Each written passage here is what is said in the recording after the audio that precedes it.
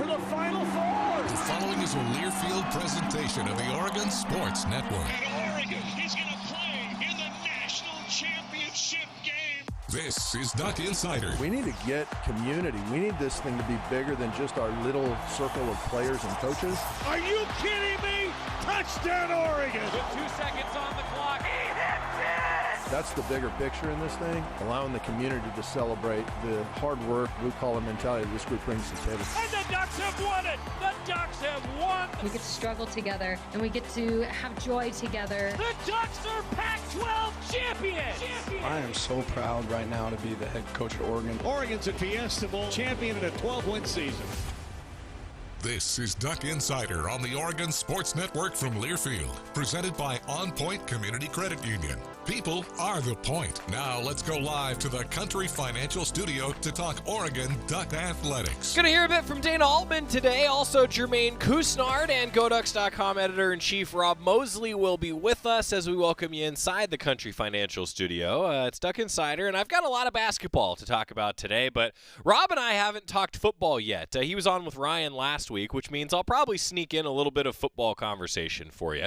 A quieter week around Oregon athletics as classes began on Monday here at the University of Oregon, and it just fell with the calendar that there are no events on Monday, Tuesday, Wednesday, or Thursday. For men's basketball, and I wanted to start actually with the scheduling quirk. For men's basketball, there is it's a little bit of a different year the way the calendar fell with when Christmas and New Year's were.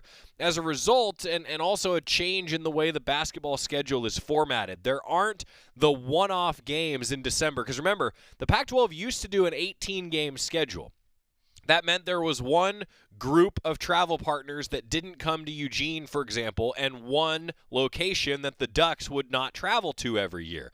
Well, a question on the show yesterday was centered around the fact that Stanford isn't part of this road trip where Cal is coming into town on Saturday for men's basketball. So the way that the schedule worked this year, there are no December pre-Christmas conference games for men's basketball, but there are one-off games. Instead of having just the bye week around your rival, for example, there are a couple one-off games that fell on the calendar this year because a 20-game schedule. Stanford does not make the trip to Oregon this year, but Cal does. That's how they got to that 20-game schedule. So I hope that makes sense. It's a little bit of the explanation of why Stanford isn't making the trip and why Cal is the one opponent for the Ducks. And that's the way the calendar fell this year, where you could have a few extra practices by not playing a Wednesday or a Thursday game. Now, for example, though, tonight, Colorado and Cal play in Berkeley, and then Cal makes the trip up to Oregon. So this week, it's a bit of an advantage for the Ducks, but then there are weeks later in Oregon season where, as you can imagine, that is not necessarily the case for the Ducks with the way that the schedule falls this year. So that's how it works out. Does it really impact things and matter? I think any year there's always going to be an advantage or a disadvantage just based on the roster makeup across the conference. So for Oregon right now, the important thing is that the Ducks are sitting in first place in the Pac-12 with Arizona State. Oregon at 4-0 and 12-3 overall, coming off that win against Washington State 89-84. Well, the Ducks get to watch everybody else play this week. Isn't that nice? Arizona State's at Washington tomorrow. For example, though, Arizona is at Washington State also on Saturday, and the Wildcats do not have a Wednesday or Thursday game. So Arizona's the other squad that gets to watch the rest of the conference play. In any case, Oregon sits in first place. Arizona State's 4-0 and 10-5 overall. And to be honest, Arizona State's coming off a win against Colorado that I think kind of proved it for Arizona a little bit. I think Colorado is one of the better teams in the league, even though they're sitting tied for fourth place at 2-2. Arizona's 3-1 after what is a oddity of a loss to Stanford. A real oddity of a loss for the number 8 team in the country. So I saw Tobias just mention, lucky for Stanford that Oregon doesn't, or they don't have to come to Oregon this year. Well, Arizona, I don't know. In any case, Colorado's 2-2, as is Utah, USC, and Stanford. USC and Stanford both right around 500 overall, but Colorado and Utah have proven to be maybe the most difficult travel partner pairing in the conference so far this season, although Arizona State and Arizona have something to say about that. Those 2 road trips for the Ducks are going to be really critical, and Colorado and Utah is actually on the horizon for the Ducks. They won't play in Arizona until March. Washington State is now 1-3 and 10-5 overall. Then it's Oregon State, Washington, UCLA, and Cal all at 1-3. Every conference team has at least one win in men's basketball through 4 games. I'll be honest with you, that surprises me. Cal is coming off that win at UCLA. And obviously UCLA is not having the kind of season that the Bruins are hoping for. They're 6-9 overall. They're 1-3 in conference action. And Cal, that was the first conference win for Cal in about 20 games. Cal got the win. They're feeling pretty good. So if Cal, I'll be watching this game tonight. If Cal beats Colorado, look out for the Golden Bears, because as Dana Altman said this week, they're a little better maybe than their record indicates. They've lost a number of games by 2 points, and I want to revisit that fact for just a second. So in the last 8 games decided by 5 points or fewer, Oregon is 7-1. The Ducks have won all those close games, and Dana Altman, we're going to have some of his conversation with me coming up here in just a little bit on the show. Dana Altman talks all the time about how Oregon, in general, Oregon as a team in his 14 years has done good things when the Ducks win those close games. And he said, look, it always determines where your season goes, what you do in those close games. Cal's been on the losing end of those close games. If that's flipped, they've got a winning record right now. These 2 teams are the prime example of what Coach Altman's talking about, that you win the close ones, you look pretty good. You lose the close ones, your season takes a turn for the worse. Well, now Cal's starting to get better and better. Some guys are getting healthy, brought in a ton of transfers in a first-year head coach under Mark Madsen. See what happens. I'm curious how Cal performs in this game against Colorado, especially with Colorado being on the road here coming up tonight. So the Pac-12 standings, though, we're already starting to – it's January, so it's time to start breaking that down. We're 2 months away from the Pac-12 tournament. Now, I know that seems like a lot of basketball left, but the resume starts now. And if the tournament started today, Oregon would be in it.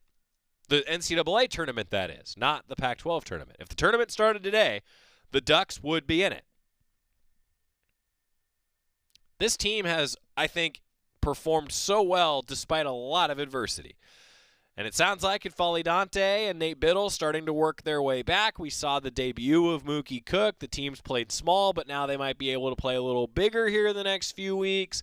And they're going to be a tough scout. Now, reintegrating those players is a tough task. You know, that doesn't happen just overnight. You got to change your offense, change your defense, change your rotation. Chemistry on the court comes into play again. But the point I'm making is that the Ducks also could be a tough scout, because if you suddenly have to account for Nate Biddle and N'Faly Dante inside, you can't just scout the small guard lineup that the Ducks have. You got to be ready for a guy who's like an All-American inside in N'Faly Dante. Meanwhile, on the women's side, the Ducks have played an absolute gauntlet of a schedule to start this season, and I feel like it's kind of a good check-in point now with Oregon at home against the Arizona schools, because the Ducks are looking for a win. There are 3 teams in the Pac-12 on the women's side that are winless: Washington State, Arizona State, and Oregon. Well, something's got to give on Friday. The Ducks are hosting Arizona State at Matthew Knight Arena at 7 o'clock, and I'll tell you what, I think this is a swing weekend for Oregon women's basketball. UCLA looks like one of the best teams in the country. Just ask the Ducks. They're undefeated. They're 3-0 in conference. Stanford, Colorado, also 3-0 in conference, also top 10 teams. USC is a top 10 team. The only loss that they have is, well, to one of those other top teams. USC's 2-1 and 12-1 overall. Cal sitting at 2-1. Arizona is 2-1 and 10-5 overall. So that's where the conference record turns. Arizona sitting in that 6th place spot. Then Oregon State, Washington, and Utah 1-2. What's amazing, though, Utah's 1-2. They're still number 19 in the country, and they're 11-4 overall. The conference from top to bottom, every single team has an overall winning record. Arizona State and Oregon 9-7, and Arizona State 8-7. Something's got to give coming up on Friday. I think it's a swing weekend for the Ducks. If Oregon gets it done against Arizona State, has some confidence, gets it done against Arizona, start to figure a few things out, play with a little more confidence. I like Oregon's chances down the stretch. A little bit of a breakdown for Pac-12 basketball for you. Rob Moseley just poked his head into the studio. That means he is going to join us when we come back. It's a Wednesday. We get over the hump with the GoDucks.com editor-in-chief on the Oregon Sports Network from Learfield. As a local community credit union founded by teachers, OnPoint is committed to supporting the students and faculty at the University of Oregon. And on game day, we're right there with you, on the field, in the bleachers, and in the classrooms. Drop by our local branch today and discover the many ways OnPoint can help support your financial well-being. OnPoint Community Credit Union. People are the point. Federally insured by NCUA. Equal housing opportunity. Hey Duck fans, we're all about protecting our home turf here in Eugene. You should do the same for your home with Country Financial Insurance. Most home insurance doesn't account for inflation, but with Country Financial, yours can. If something happens to your home, make sure you can rebuild the same house in the same place. Call a local representative or 866-COUNTRY and get a solid defense for your home. Home insurance policies issued by Country Mutual Insurance Company, Country Casualty Insurance Company, or Country Preferred Insurance Company, Bloomington, Illinois. Property must meet age and condition requirements, which vary by state. This is Duck Insider, presented by OnPoint Community Credit Union on the Oregon Sports Network from Learfield. Into the building for the first time after the shooting. It was crippling, but it had to be preserved. In response to the Pulse nightclub shooting that affected the LGBTQ community, Barbara Poma, owner of Pulse, founded the One Pulse Foundation to honor Pulse victims and survivors. If you're an ally of this community, speak out. There are more of us together than apart. It is the power of love in its rawest form. Join the fight for LGBTQ acceptance. Learn how at lovehasnolabels.com. Brought to you by Love Has No Labels and the Ad Council. The impact of a meal goes well beyond feeding our bodies, because feeling full can sound like this. How did the interview go? I did it! I got the job! I can't believe it! And like this. Mom, I got first place at the science fair with my volcano project. That's amazing, sweetie. Congratulations. Because when people are fed, futures are nourished, and everyone deserves to live a full life. Join the movement to end hunger at feedingamerica.org/act now. Brought to you by Feeding America and the Ad Council.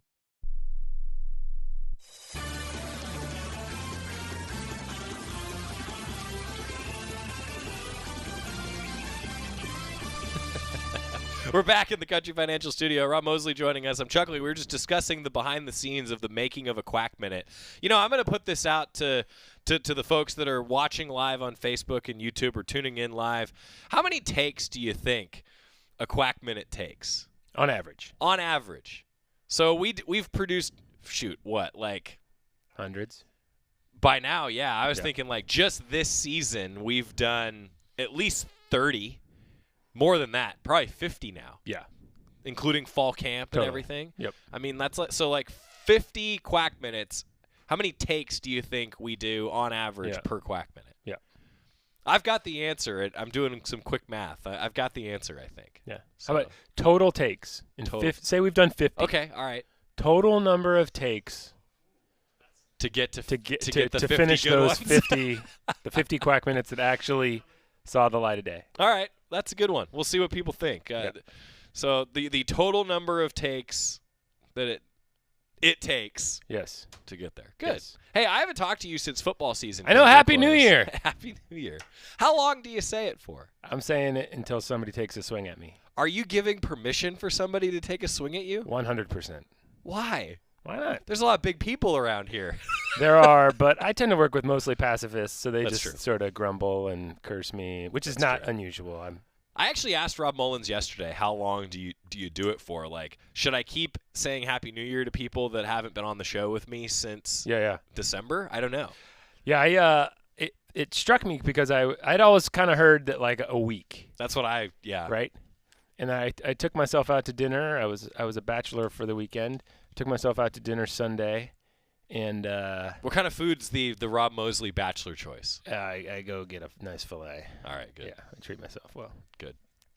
And the waitress gave me a Happy New Year like right at the end of the meal, and it was now it's like 7:30 on Sunday night, the 7th. Okay. And I was like, that's pretty late. And then I was like, you know what? I'm gonna test what pretty late actually is. So this is phenomenal. I'm not gonna be too obnoxious. Like I'm not gonna say it to people I've already said it to. That you know of. Yeah, I could forget. But if I don't see somebody till March, right, and it's the first time, I'm giving them a Happy New Year, unless I have a black eye at that point because somebody in my office was like, "Damn it, stop." So anyone who, but you've already said it to those people, so they shouldn't. No, but they have to hear me saying it to other people. Isn't the problem? I guess. I don't know. All right, this is gonna be a good social experiment. Yeah. This is great. Let me know how it turns out. Testing the limits. Well, you'll know at some point on a Wednesday. I'm gonna walk in with a shiner. Yeah, we'll know. That's good. Rob Mosley, editor-in-chief of GoDucks.com. Really, though, I know you did an extended conversation with Ryan last week about football, but it's amazing in today's world. Like, we're now less than a month away from the second signing day, completing the class, and there's certainly a lot of anticipation for that. But also, we have a better idea now of what the roster will look like with a lot of guys saying that they're going to come back, Rob, and the momentum's there for Oregon football. The way too early top fives are already out, and the Ducks are in some of them. No, it's wild that, internally talking to folks kind of in jobs similar to ours, like that work with football, they've already flipped. I mean, obviously, literally the calendar has flipped, but kind of the season calendar has already flipped in their minds. I mean, the new year has already begun. Yeah. Winter workouts are starting, I think, next week. Newcomers are already here, getting acclimated, starting, I think, some weight training maybe, doing some meetings, things like that. And so, yeah, it truly illustrates, I think something we've all come to appreciate much better over probably the last 10 or 15 years is really the year-round nature, no doubt, of every sport really, but in particular college football, and then just with the transfer portal and all that, it's just it's only exacerbated that feeling that it truly, I mean, it just never stops. Yeah. And we're at that time of year when, in the past you might have felt like, oh, hey, let's take a breath, if you're someone on the football side, but nope, you gotta, you're right on to the next year. It's amazing. On that note, like I talked to Marshall Malco at one point this year for the pregame show, and I asked Marshall about like balancing the look ahead to the now, and obviously his job as chief of staff is a lot more looking ahead than the coaches are focused on the now. And sure. He said something that really resonated with me, like, do we wish that the calendar was a little different sometimes? Do we wish that, like, I personally think that now the early signing period with the 12-team playoff era, I just don't think that's going to work. I just don't think it's going to work well. There's just so much overlap. There's so much going on in the month of December already. That's just one example. Marshall was like, yeah, but, like, we can sit here and say that, but also, like, the transfer portal isn't going to go away. Right. Like, these things are what they are, and so you have to work within that ideal and then find a way to be successful. And I think the best programs do that. You got to play the ball as it lies. That's right. Play the hand you're dealt. Yes. Yeah. There's many other metaphors. But I think it's the point, though, is that it is really year-round at this point. No doubt about it. Yeah, and I think, what first clued us into that was kind of like, off-season workouts and things like that, and, summer conditioning. You realize that for the players it was really kind of a year-long endeavor. And then I think more from a staff perspective, guys like Marshall, you appreciate how, like, roster construction is a never-ending business. Yeah, with the different recruiting windows and then the portal element to it and all of that. And that building has been staffed up quite a bit over the years, and you recognize and appreciate that there's a need for that because there's so many different balls that are in play all the time. No kidding. And you need people whose focus is on different elements of player retention, player development, scouting, all that. Yeah. Rob Mosley with us, editor-in-chief, GoDucks.com. We'll, I'm sure, revisit the football subject. But basketball, this is a big weekend, I think, for both teams. For Oregon men's basketball, it's kind of a hold-your-ground game against Cal. I know I was saying earlier, Rob, that like Cal's playing Colorado tonight. I think we find out if that UCLA win's an outlier for Cal or if maybe they're a real deal if they beat Colorado and they figured some things out tonight. I mean, UCLA sure seems like they're in a weird spot. No doubt about that. And then, but to Coach Altman's point, Cal has lost a number of very close games. Meanwhile, Oregon, in its last 8 games decided by 5 points or less, Ducks are 7-1. I mean, that's how you turn a season. So I think it's kind of a hold-your-ground game if you're the Ducks. Yeah, I was just looking back at the schedule, too, and that one was the Syracuse game, and it's really kind of the only stinker they've had all year. I mean, even the 2 losses back-to-back, that came right in the wake of the injury announcements. And, it's like the first weekend when you were trying to really go lean into small ball. And, of course, there were going to be some growing pains there. But even those games were competitive and relatively close at the end. So, the job Coach Altman's done to, deal with all the moving parts and the guys going in and out and to really only have one game where you're like, they just kind of didn't have it that day is really impressive. But obviously, it doesn't really matter if you can't continue to do that through conference play. And so, we'll find out some things. I mean, this, probably not a game anybody had circled on the calendar as a marquee one going in, but, a chance to watch these guys. Last time they were at home, there was obviously so much attention on football for good reason. So, a chance for these guys to kind of command the spotlight in conference play for the first time. And, students, getting back on campus now that school has started back up this week, and hopefully a great environment. And, every game you're going to learn some things, and certainly that's the case this weekend. And they've had to adapt so much. I mean, that's been the talking point around this team, is that they've had to have so many different rotations. We'll see what it ends up looking like, but the fact is that they're winning games, and that's a good sign moving forward with a lot of potential still there. Yeah, it's a bottom line business, and so you pivot to the women's team, and they've had some encouraging signs, but as Kelly Graves talked about today, it is there aren't moral victories. He didn't use that term, but there's no moral victories. And when you got a young team that's got to grow together, that just takes time, and so it's frustrating. And oftentimes you're not going to see the level of consistency you need to put together wins, but you need to get some wins because that's what you're in the business of doing. So for them, just a huge opportunity Friday against Arizona State, which is another. Talk about two teams desperate to get on the good side.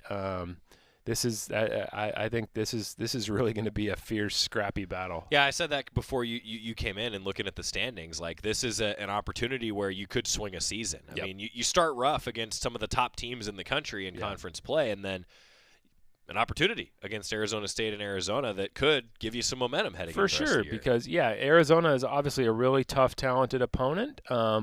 They've had some down moments this year, but then, recently they've looked really, really competitive. Yeah. But still, a game you feel like at home, another one you can get, and then next week you got to go to the Bay Area. That means Stanford, of course, but it also means Cal, which is another team that's kind of in the same boat. You're just scratching and clawing for positive results. So, it's not absurd to think that a team that's 0-3 right now could be 3-4 in 2 weeks. But, you got to go out and do it, and if you're 0 for still, or you only got one win, you're going to be in a pretty tough spot because the schedule is not real friendly with the quality at the top of this league. The schedule's not going to be real friendly through February, and so now's the time to show. As Kelly Graves said today, there are wins in this team's future. Hopefully a couple are in the near future, because if they're not, then things start to get pretty daunting. Grace Van Sluten was talking with Chris Clayton on Tip-Off Tuesday, and she did point out that I think it's funny, on the men's side, right? I'm traveling around with that team. I'm kind of reminded of the injuries at times, right. But on the women's side, Peyton Scott, that's a big deal. Yeah. Right. I think that the experience factor at that position in basketball in particular, they've had to adjust on the women's side too. Maybe that's not discussed enough. Yeah, I don't think it's a perfect analogy by any means, but I think if you look at the impact Germaine Couisnard's having on the men's team and the way Dana Altman talks about his impact on both ends of the floor and how just the team is so much better when he's on the floor, and obviously the way he can score the ball in spurts jumps out, but there's a lot of intangible things he does too, and he plays with a level of intensity that I think other guys feed off.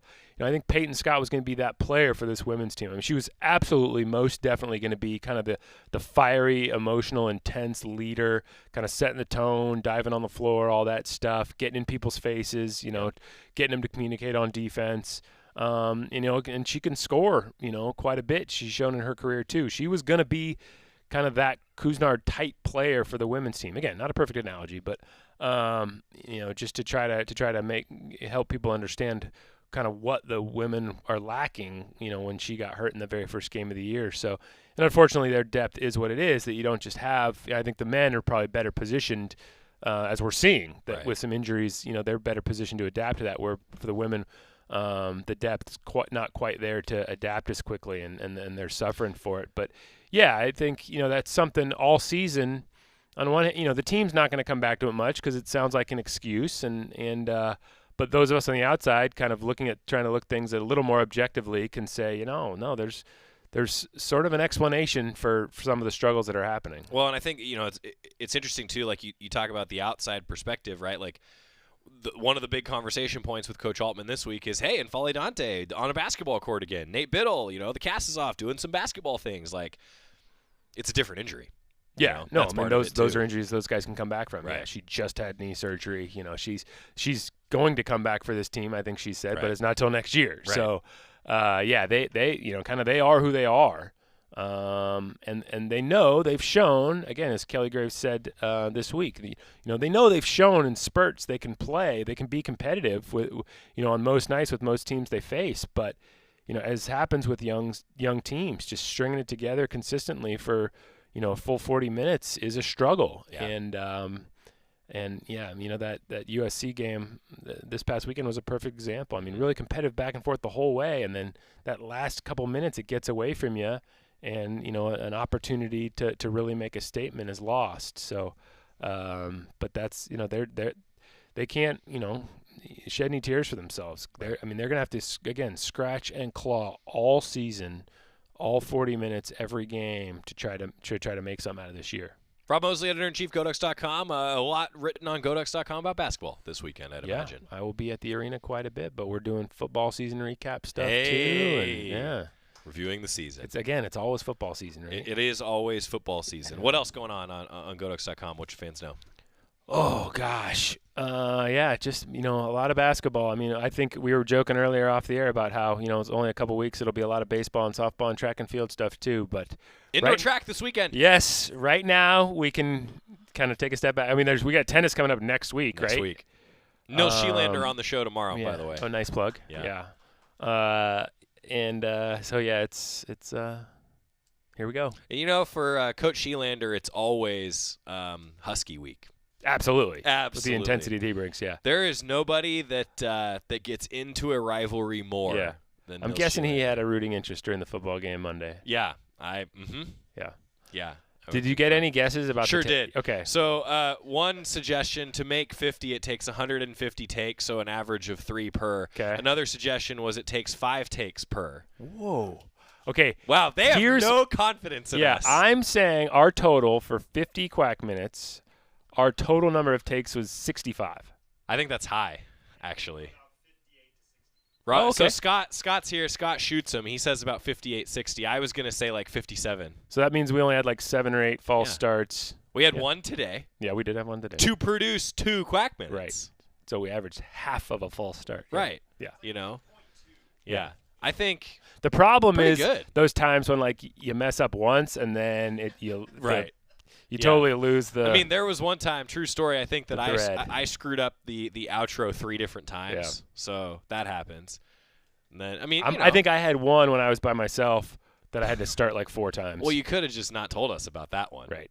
Well, now I didn't know about that one, so now I think it's closer to what Scott said. It's like 60. 60, yeah. Like, that's still, good ratio. Yeah, no. Good ratio. Yeah, much better than these. Yeah, come on, haters, guys. These internet trolls. Shoot. I mean, it's funny though. Like, I have thought about it. I know you've talked about this a little bit. Like, we don't script it. Like, there's no teleprompter for the Quack Minute. Should we do that? Nah. Here's a great question. So Knight's directing the show today. How many takes? You did what? 8 volleyball-specific Quack Minutes? Is that right? I did I think 8 overall. So how many takes? Some of that, the very first one, I think it took 5 or 6. Yeah, about 5 or 6 for the first one. But it got good. But it got good. By the last 2, I think I only had 1 mistake. That's pretty good. He's coachable. He's always improving. Yeah. Right? Hey, repetition matters, right? Yeah, and these young minds, you can mold them. They're not like us old guys set in our ways. Yeah, I guess. One suggestion, though, making excuses for your penalty yards, that's a real lack of accountability in our production. I mean, when was the last time anyone in a football game had no penalties? Yeah. You know, like it's kind of part of the game if you're going to play that way. We can celebrate we only had a couple penalties, right? That's right. Yeah. 2 penalties for 10 yards, I'll take it. Yeah, 100%. You know, I'm fine with that. So, we'll be doing basketball-specific Quack Minutes, and who knows what else we'll do. Maybe, I don't know, track, softball, baseball? Oh, who knows? Would be daunting. Tracks, you know, I've said this before, like, I often feel bad on Duck Insider that I don't have, like, the track breakdown as much as basketball because – in track, I'm often like, okay, here's who's competing. Here are the times they hope to qualify with, but then it changes based on what happens at that exact meet. No doubt. With qualifiers. It's tough, man. It's such a large team, and there's so many disciplines involved. Yeah, it's an absolute source of frustration for me personally too that I don't have the bandwidth to wrap my head around everything you need to do to really talk track and field fluently. Thank God for Zach Lawson. Absolutely, I say that all the time, dude. Although, if I do walk in with a shiner one of these days, he might be the leader in the clubhouse as the person who delivered said blow to the eye. Zach is in charge of volleyball, track and field, amongst other things for Oregon Communications. A gentleman and a scholar. No doubt about that. Yes. But no, I've often thought, like, okay, so I'll do, you know, kind of the weekend preview like you do on Duck Insider, and it's like, okay, well, here's who's competing for track, and a lot of times the form charts will change. Yeah. You know, like it's so strategic and when do you run, when do you compete in certain events. Right. And you know, coaches and athletes are you know, tend to be, I think, hesitant to talk about this, but you know, the way a season ramps up too, you know, it's like goals change, goals are very fluid, which I think you're kind of alluding to. Yeah. And so, you know, what they're looking for as a performance, we don't really know. You know, somebody could finish 5th in a race, and so it's not really on our radar. But whatever time they were going for is like shows where they're at in their training plan, and it's either encouraging or discouraging, and we're not going to have any idea because, again, there's just so many kids to keep track of, and they're all, you know, again, different disciplines, you know, and they're all on kind of different development tracks, and it's just it's immensely frustrating because obviously that program deserves as much attention as we can possibly shower upon it. It is Tracktown given USA. Its tradition and where we live. And yet, I will never be capable of like competently speaking Oregon track and field in a fluent manner. You know, and like it's also interesting. I didn't think we'd go this direction today, but like it's so true. Like when I talk to Coach Schumacher, for example, you know, it's often like, you know, I'll highlight a couple individuals that have had great times, and sometimes it's like, well, those aren't even going to be the people that are competing any given weekend. Right. I think that's what makes it like track is such the one meet at the end of the year matters so much sport. Well, you know, it's crazy. So there's an indoor meet this weekend. Right. There was one previous indoor meet back in December, which was scheduled so early so that all the kids who ran cross country could enter that meet and take advantage of the fitness levels they were at from cross country, post great qualifying times for indoor track and field, and then kind of take a step back and kind of rest and recover from cross country season. So yeah, there's so many quirks to it, so many nuances to it that it's anybody who's like, why don't you boneheads talk about track more? Mea culpa, you know. I mean, you're not wrong. I'm glad that you said that. It's true. No, it's a good point. Also, Stosh points out that the Raiders played 2 games penalty free the last half of the season under Antonio Pierce. Coaching matters. Who's coaching you guys? Ooh, good point. Yes, fair critique. I got nothing. Yeah. I mean, you know, I think that we've improved in the last few years. If we do say so ourselves. That's right. I think Scott would agree with that. Scott is not bored when we record the Quack Minute. No. So that's good. We like to keep it light for him. We try. Well, I've said this before. The interviewer is only as good as the interviewee. The Quack Minute is only as good as the interview clips that we play in it. Right. And it helps if the Ducks are playing good. Broadcaster sounds good when the team's good. Yep. The writer writes well when the team plays well. Yep. He's Rob Moseley, editor-in-chief of GoDucks.com. That was way longer than I thought. I hope you didn't have a 1:30 meeting. Nope, all good. Great. Cheers. Hey, Happy New Year. Happy New Year. Oh, coming back after this, we are going to hear a little bit from Dana Altman. I do want to revisit a couple things on basketball when we come back on the Oregon Sports Network from Learfield.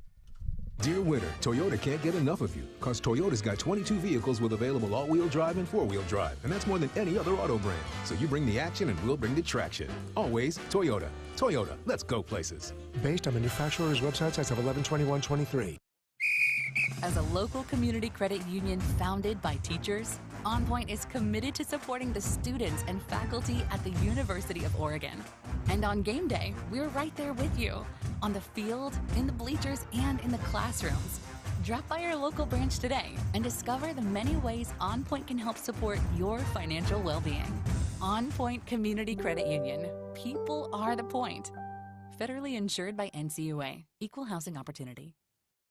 Dear winter, Toyota can't get enough of you, because Toyota's got 22 vehicles with available all-wheel drive and four-wheel drive, and that's more than any other auto brand. So you bring the action and we'll bring the traction. Always Toyota. Toyota, let's go places. Based on manufacturer's websites as of 11/21/23.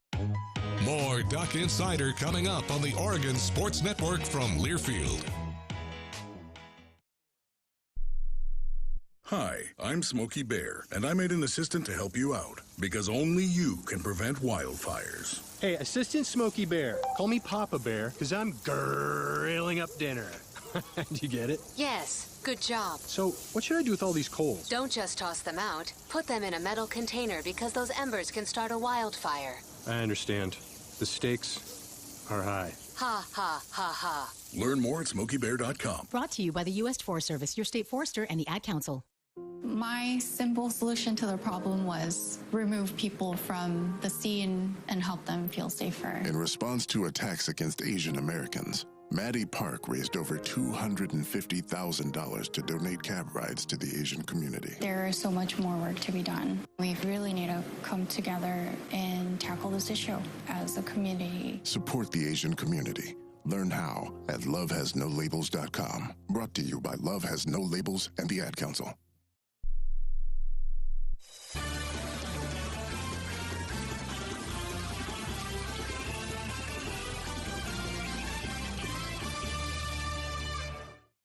Back on Duck Insider, presented by OnPoint Community Credit Union. We're going to hear a bit from Coach Altman coming up, also Germaine Couisnard, but this was too funny to let this go. So we were discussing, how long it takes for us to do these things.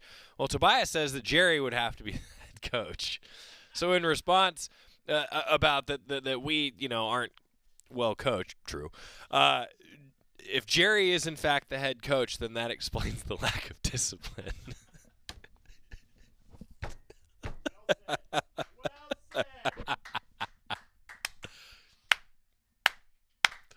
Oh, that's great. That's just, oh man, that's going on the comment Hall of Fame. I appreciate that, Tobiah. That's funny. All right. Well, we went a little longer with Rob than I thought we would, so I do want to get another quick time out. I'm sorry. In the radio business, we are what we refer to as burning the clock because I want to hear a little bit from Coach Altman. And in order to do that in its entirety, we're going to have to get a timeout and come back and talk a little bit more with Coach Altman. Also, Germaine Couisnard. Maybe we'll hear from Germaine Couisnard instead today. We're going to let Knight decide when we come back on the Oregon Sports Network from Learfield. Dear winter, Toyota can't get enough of you, because Toyota's got 22 vehicles with available all-wheel drive and four-wheel drive, and that's more than any other auto brand. So you bring the action and we'll bring the traction. Always Toyota. Toyota, let's go places. Based on manufacturer's websites as of 11/21/23. Hey Duck fans, we're all about protecting our home turf here in Eugene. You should do the same for your home with Country Financial Insurance. Most home insurance doesn't account for inflation, but with Country Financial, yours can. If something happens to your home, make sure you can rebuild the same house in the same place. Call a local representative or 866-COUNTRY and get a solid defense for your home. Home insurance policies issued by Country Mutual Insurance Company, Country Casualty Insurance Company, or Country Preferred Insurance Company, Bloomington, Illinois. Property must meet age and condition requirements, which vary by state. Dear winter, Toyota can't get enough of you, because Toyota's got 22 vehicles with available all-wheel drive and four-wheel drive, and that's more than any other auto brand. So you bring the action and we'll bring the traction. Always Toyota. Toyota, let's go places. Based on manufacturer's websites as of 11/21/23. Don't go anywhere. Duck Insider continues after these messages on the Oregon Sports Network from Learfield. Put your phone on D&D. That means that do not disturb when you're driving and when you're going from point A to B. I need you to stay safe, please, so always sing with me. So put your phone on D&D. That means do not disturb when you're driving. And when you're going from point A to B, I need you to stay safe, please, so always remember this beat. Don't drive distracted. A message brought to you by the National Highway Traffic Safety Administration, Project Yellow Light, and the Ad Council.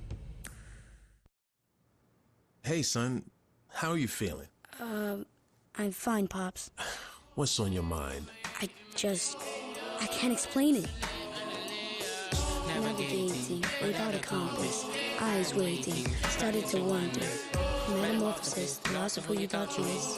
When your kid can't find the language, help them find the lyrics. Listen to the Sound It Out album and get tips and tools to start a conversation at sounditouttogether.org. Brought to you by Ad Council and Pivotal Ventures.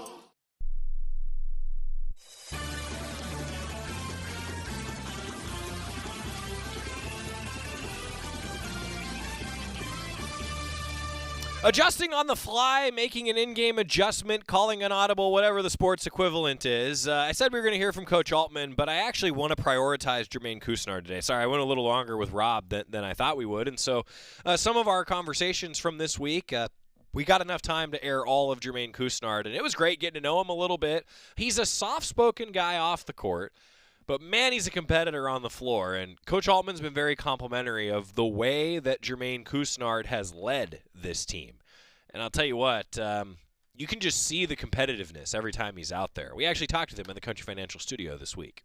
How are you? How you doing, man? So we were just talking before we got rolling that this is your first time in the studio, so that means that you also have never told your 2-minute life story. So we have a tradition, okay? So I'm going to prep you a little bit. We have a tradition, and we have a leaderboard. I don't know if you saw when you walked in. There's actually on that whiteboard the closest that everybody's ever gotten to 2 minutes. This is a competition. I've noticed that basketball players tend to be the best at this because you've always got the shot clock on your mind. Yeah. So the goal is to get as close to 2 minutes as possible, and it's your story. You tell everybody the life story of Germaine Couisnard. You ready? Yeah. All right, here we go. 2-minute life story, Germaine Couisnard, go. What do you want to say? I'm Germaine. I'm from East Chicago, Indiana. I grew up in a small area in East Chicago. Wasn't really big. That was torn down in like 2017. It's just a cool place to grow up in. Just that's why I'm close with all my friends at, and just that's what I'm known for being from, and just that's what made me the person I am today, and just how like the courage I have and the ego, everything that you could say above all the above, man. Just it's cool. It's a cool place. I mean, I'm a cool guy, chill. Don't like really talking. Like I was just telling somebody this. Like I got 2 different personalities. Like on the court, I'm a different person, but off the court, I'm just chill. I don't really like talking to people. I don't really talk at all. So, but yeah, that's some things about me for sure. So the first guy that we have on Tip Off Tuesday is the one that doesn't like to talk. Good job by the broadcaster. Nah, it's not. I talk to like like anything I gotta do with basketball and stuff like. Though I was gonna ask you about that actually. Like you're such a competitor on the floor, and everybody sees that. But then off the floor, I've noticed that too. You're very calm. You're collected. Yeah. Where's the switch? Like, does the switch flip right when the ball's tipped? Yeah. Like, what triggers it for you? It's the adrenaline. My adrenaline just rush like soon. It's something I always like had since I was younger. Like I don't know. Like I always played against older people, so it's feel like I every time I come on the court, I feel like I gotta have a chip on my shoulder. I feel like somebody gonna poke me. Like that's how I was growing up. Like I played with everybody that was older than me. Really? So it's like I'm the youngest person. So of course it's like that's just like on the court. If we see a young freshman that don't really know on the court, that's who we gonna attack. Or that was my mentality. Now that I got older, I kind of know like I see why that people do that. But that's how I learned that like the competitiveness. Like it don't matter how old you is. Like that's. Like, I'm going to get after you for sure. And now you're the old guy, though, out there on the floor. You know? So what's that been like in your career? I mean, what was 18-year-old as a player, Germaine Couisnard, like compared to now when you're out there on the floor? I didn't know anything, like how hard you had. I didn't know anything. I was just thinking, like, just going to play. All I know about is hoop. I like hooping. I go play anywhere. Yeah. I don't outside go play basketball. But it was just like it was different. It's like a difference. Like, you don't know how to work when you're in college. Like, I didn't know anything. Like, I didn't know how my routine. I didn't know any of that. Like, so that was like as me growing, like through the trials, through the bumps of the road, through my career, that's how I learned. I started learning like what keep me going, and I see like what get me going. So, what advice, if you had the chance to give like your 17-year-old self advice, what would it be? Sounds like maybe it's that. Yeah, that was definitely it, man. I was just really take care of your body. Your body, the money maker. That's what make everything goes. Like, really listen to your mind. Like, it was times where when I was younger, I try to play through like crazy injury and just make it worse.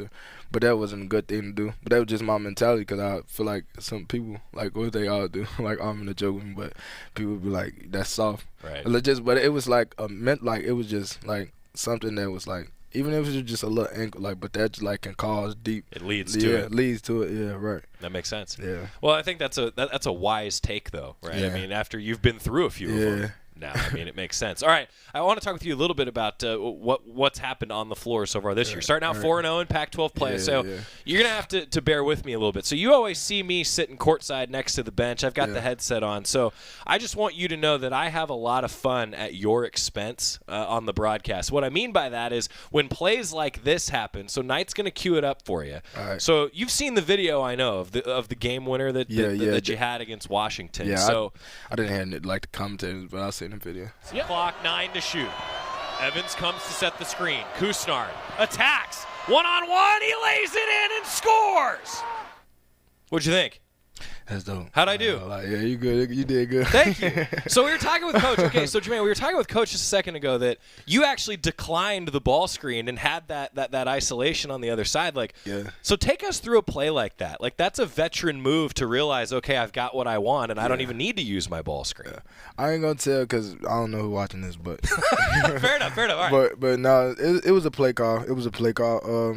Like, as you see, I was telling Jackson to wait until the time, because Coach was telling me like the time to go. Right. So I was waiting till Jackson clear out, so he go, because of course they're gonna chase him shooting the heck of the ball. Right. So of course they're gonna like keep eye. Like, that's the same play we ran against Michigan, and that anybody know, but Michigan was in the zone. Right. So that was the same kind of play that we ran. So, and it was just like I seen the opening that I had, and then people like as the game, just these two games that we play, I just been hearing them go like force them left. Right. Well, which I like going to the left, even though I'm right-handed. I like going to the left side. So it was kind of easy for me to like see it. Well, once he cleared out, I seen like the opening that I had. Like, I'm always amazed at how fast you have to make a decision, right? And then you have to go with it. And there's a lot of preparation that goes into that. Scouting reports. For sure. And that's the thing. That's what we're going back from when you were saying when I was 18. I didn't know that. I was just going out there to play. I didn't think scouting report was important. I just thought that our scouting report is just how the team look, what they go through. But it's key. Once you play, if you cut down like their tendencies on defense and really like do like go with your game plan, I feel like you like not like I ain't gonna say 90%, but half of the time you'll win the game if you live following your scouting report. Yeah. I know that you've also been such a great leader for the team this year, Germaine. Coach was just talking about how you've really embraced being a leader. Did that come natural to you? Is that hard for you? I mean, how you go about doing that? One thing I don't like. One thing like I kind of hate like about the part is like I don't like telling people what to do. So it's like it's kind of like. Cause I'm coachable. Like I can take like anybody yelling at me, like it depends on like how like I can take that. But it's like if it's coming from me, I just feel like some people never like had their teammates yelling at them and feel like it's a bad thing. But I think it was just me learning how to talk to people. Like talk like and just seeing it from their like putting the confidence in them on just instead of the coaches, because coaches only could do so much. It's just they on the sideline in the court, but we really in the fight in the game. So that was the biggest thing. Like just growing up, like I always had like that kind of like just by showing like how I play, just aggressiveness.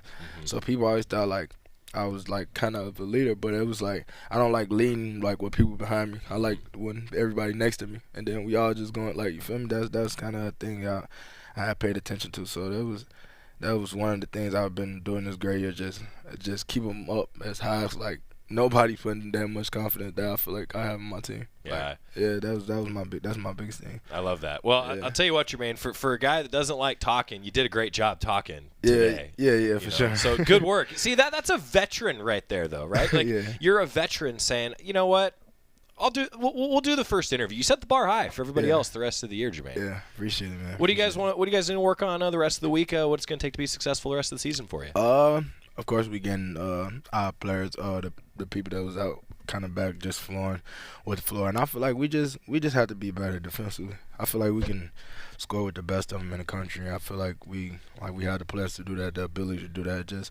We just have to really trust each other on defense and really know that we have each other back on the defensive end. Because I feel like as an offense, like the last game we just played, we shared the ball really well. Yeah. I feel like we have a lot of room to get better. Like every day, that was the thing. Just coming in every day with that right mindset, just getting better. Like I know it doesn't feel like we've been the underdog since the season started. So that was our thing, like have a chip on our shoulder, knowing that the success we have, and just stay our head down and keep working and just know what got us to this point.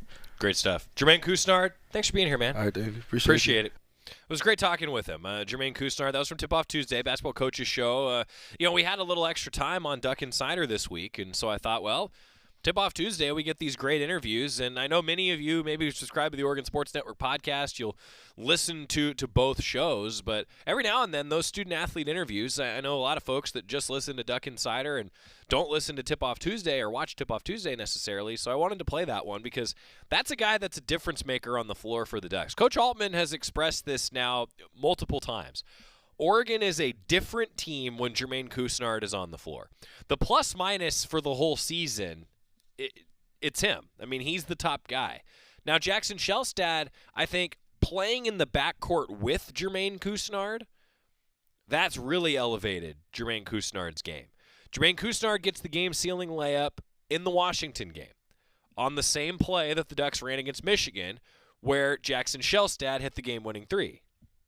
The two of them together, a redshirt senior and a freshman, it's fun to watch in the backcourt right now for Oregon basketball. A quick look around Oregon athletics and look at the schedule ahead when we come back. It's Duck Insider, presented by OnPoint Community Credit Union here on the Oregon Sports Network from Learfield. As a local community credit union founded by teachers, OnPoint is committed to supporting the students and faculty at the University of Oregon. And on game day, we're right there with you, on the field, in the bleachers, and in the classrooms. Drop by our local branch today and discover the many ways OnPoint can help support your financial well-being. OnPoint Community Credit Union. People are the point. Federally insured by NCUA. Equal housing opportunity. At Shadow Hills Country Club, we're more than just an award-winning golf course and practice facility. Our events team offers all-inclusive event pricing that allows us to take care of all the details while you enjoy your event. Our indoor and outdoor venues offer you a wide variety of fully staffed options that put the focus on you. From weddings to business and social events, at Shadow Hills Country Club Events Center, you get the benefits of a resort atmosphere and amenities in a peaceful country setting, just minutes from downtown Eugene. Call for a tour today or visit shadowhillsevents.com. Duck Insider continues after this timeout on the Oregon Sports Network from Learfield. Adoption of teens from foster care is a topic not enough people know about, and we're here to change that. I'm April Dinwiddie, host of the new podcast, Navigating Adoption, presented by Adopt US Kids. Each episode brings you compelling real-life adoption stories told by the families that live them with commentary from experts. Visit adoptuskids.org/podcast or subscribe to Navigating Adoption, presented by Adopt US Kids. Brought to you by the U.S. Department of Health and Human Services Administration for Children and Families and the Ad Council. Tom has been a teacher for over 40 years. One day, I think one of the students had asked the question and he didn't remember the answer. And I also noticed that he was letting his class out earlier than they were supposed to let out. I was really starting to worry. Levi and I talked about how it would change our lives, but he was there beside me. When something feels different, it could be Alzheimer's. Now is the time to talk. Visit alz.org/ourstories to learn more. A message from the Alzheimer's Association and the Ad Council.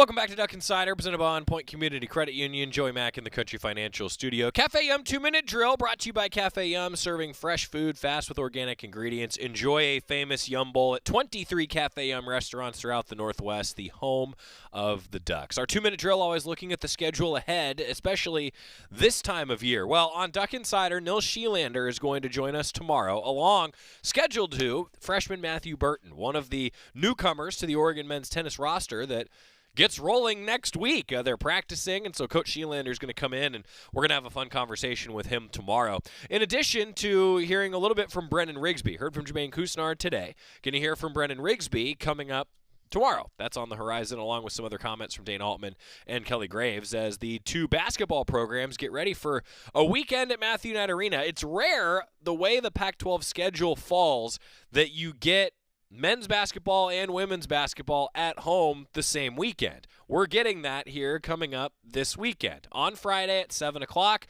Oregon women's basketball against Arizona State, televised on Pac-12 Oregon. And, of course, Chris Clayton's got you covered on the Oregon Sports Network, a 6:30 pregame show starting on Friday. Then on Saturday, I'll have a 4:30 pregame show for you across the Oregon Sports Network when Oregon men's basketball faces California, also televised on Pac-12 Network. It's a bit of a showcase game. 5 o'clock means not too late. You got time to spend time doing something else on a Saturday and then get your butt to Matthew Knight Arena. It's going to be a good matchup. I think Cal is a confident team right now. A lot of transfer students that are starting to gel. And I'll say it again, I think we're going to learn a lot about Cal on maybe the backs of what happens tonight, right? If Cal beats Colorado this evening, suddenly they've got confidence coming into Matthew Knight Arena. If Colorado lays it on them a little bit, then maybe the UCLA win's a bit of an outlier for Cal. We'll find out here moving forward. But 4:30, the pregame show on Saturday, and we'll see you at Matthew Knight Arena with some fun things planned for those of you who are in attendance. The marketing crew has a ton of different promotions planned over the course of this season, and on Saturday evening, we hope to see you at Matthew Knight Arena. And then right back at Matthew Knight Arena on Sunday, Oregon women's basketball against Arizona, televised on Pac-12 Oregon at noon, and it's an 11:30 pregame show with Chris Clayton and Bev Smith coming up. I think it's a swing weekend. For Oregon women's basketball. If the Ducks can get a couple wins, a lot more confidence after playing Oregon State, UCLA, USC, some of the top teams in the country to start off, and then who knows what could happen from there. Also, a programming note for you as we wrap up our Cafe Yum 2-Minute Drill. No Duck Insider on Martin Luther King Day. We will take Monday off, but we will be back with a tip-off Tuesday on Tuesday the 16th, and, of course, a Duck Insider for you on the 16th as well. Ramping up toward then what is a very difficult road trip for men's basketball. They will play Colorado the following Thursday, while Oregon women's basketball is on the road in the Bay Area. That's your Cafe Yum 2-Minute Drill. Oregon Track and Field is also in action this weekend. The Washington Indoor Preview in Seattle. It will be televised on Runner Space on Saturday. A full preview on GoDucks.com coming up this week. Fun show today. Thanks to Rob Moseley for joining us. Some student-athlete interviews tomorrow. See you then. Victor deployed for the first time to Afghanistan in 2003. He sustained a moderate traumatic brain injury. One of the most important elements of caregiving is taking care of yourself.